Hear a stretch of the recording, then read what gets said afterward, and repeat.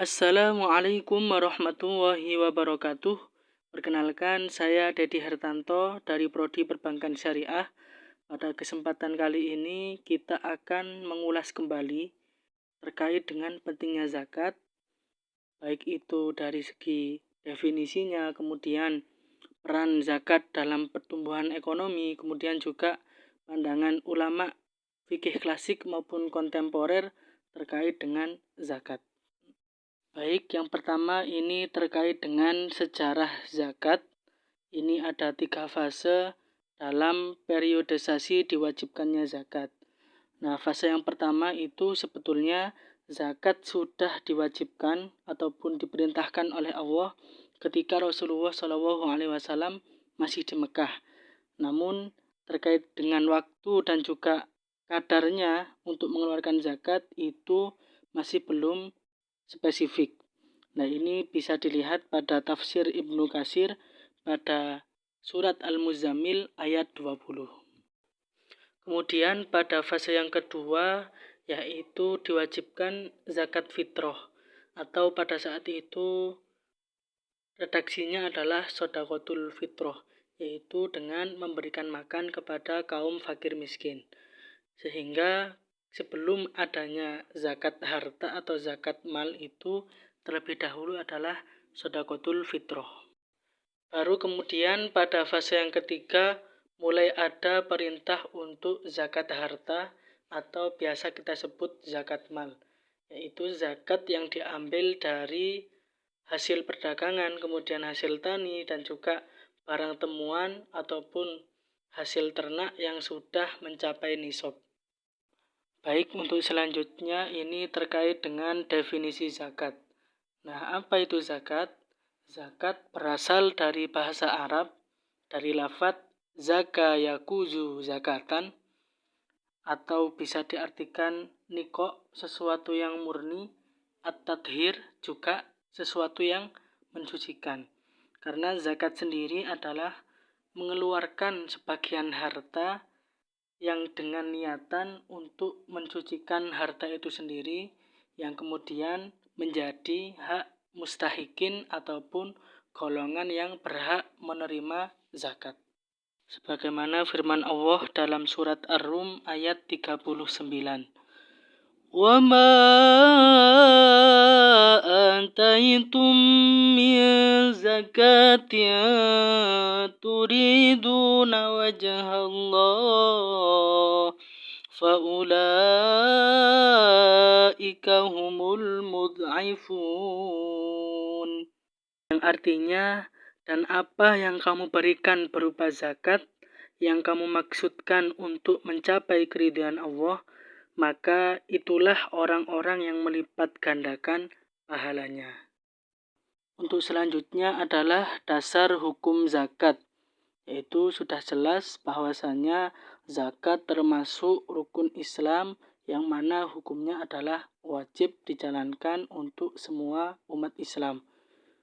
Rasulullah SAW dalam hadisnya, Bunyal Islamu ala khomsin syahadati an la ilaha illallah wa anna Muhammadar Rasulullah wa iqamis sholati wa ita'iz zakati.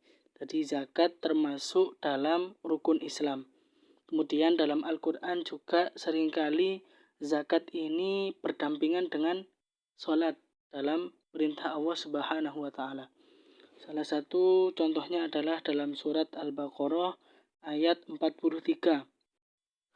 Wa aqimus sholata wa atuz zakata wa ruka'u ma'ar raki'in. Dirikanlah salat, tunaikanlah zakat, dan rukuklah bersama dengan orang-orang yang rukuk. Di samping itu juga zakat termasuk salah satu dari ajaran Islam, ma'lumuddin bid-daruri, yaitu ajaran agama yang secara pasti telah diketahui secara umum. Untuk berikutnya adalah keteladanan Umar bin Abdul Aziz dalam pengelolaan zakat. Seperti yang sudah disinggung di awal bahwasanya zakat ini dapat berpotensi untuk kemudian berkontribusi dalam pertumbuhan ekonomi. Nah, ini sudah dibuktikan oleh beliau ketika beliau memerintah di kekhalifahan pada saat itu. Jadi beliau berhasil memberikan dampak dan juga impact yang sangat luar biasa kepada masyarakat terkait dengan perekonomian yang pada saat itu.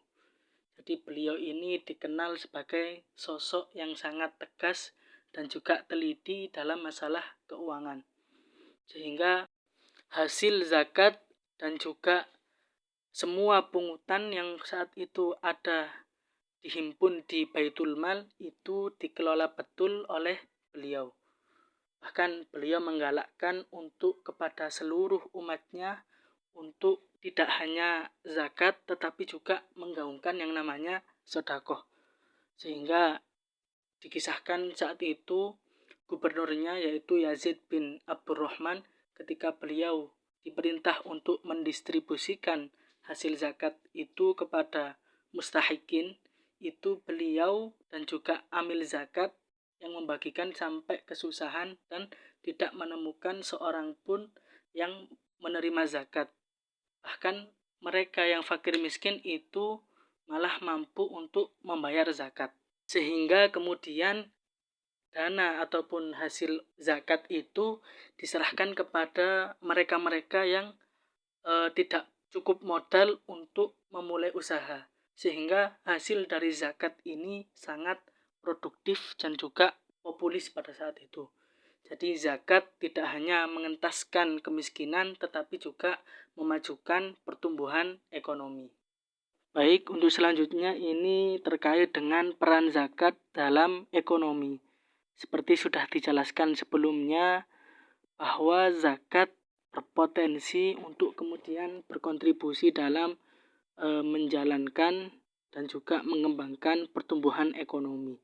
Nah, ini berdasarkan data yang dirilis oleh SGIE atau State of Global Islamic Economy, Indonesia menduduki peringkat keempat dalam industri halal food. Kemudian juga peringkat keenam di sektor finansial Islamik dan bidang Muslim friendly travel. Ini tentu sangat berbanding lurus dengan data bahwa pada saat ini populasi Muslim global mencapai 1,9 miliar. Nah, ini tentu berpeluang. Bayangkan saja ketika zakat fitrah saja itu kita beri nilai 25.000 dikalikan dengan jumlah muslim wajib zakat, ini tentu akan muncul nilai yang tidak sedikit. Belum lagi dengan zakat mal dari hasil perdagangan, kemudian dari hasil tambang, hasil peternakan dan pertanian, tentu ketika dikelola dengan komprehensif, kemudian secara disiplin untuk kemudian memberikan permodalan kepada UMKM, pelaku usaha, ini akan menjadikan sebuah batu loncatan untuk kemudian dapat memajukan pertumbuhan ekonomi yang ada di Indonesia. Dan yang terakhir adalah hikmah zakat. Yang pertama, memberikan harta, menumbuhkan kasih sayang, mewujudkan kesejahteraan sosial dan mencegah kejahatan. Yang pasti semua adalah sesuai dengan maqasidus syariah. Mensucikan jiwa manusia dari sifat keji, kikir, pelit, rakus, dan tamak. Kemudian memberikan pertolongan bagi orang-orang fakir miskin yang memerlukan bantuan. Artinya ini juga sebagai upaya untuk mengentaskan kemiskinan. Kemudian juga mendorong orang yang bekerja keras agar mampu memberikan zakat pada orang yang membutuhkan. Dan kelima, merupakan wujud rasa syukur atas harta dari Allah Subhanahu wa Ta'ala. Mungkin demikian yang dapat disampaikan. Kurang lebihnya mohon maaf. Allahul muwafiq ila aqwamit thoriq. Syukron ala husni ihtimamikum jami'an. Wassalamualaikum warahmatullahi wabarakatuh.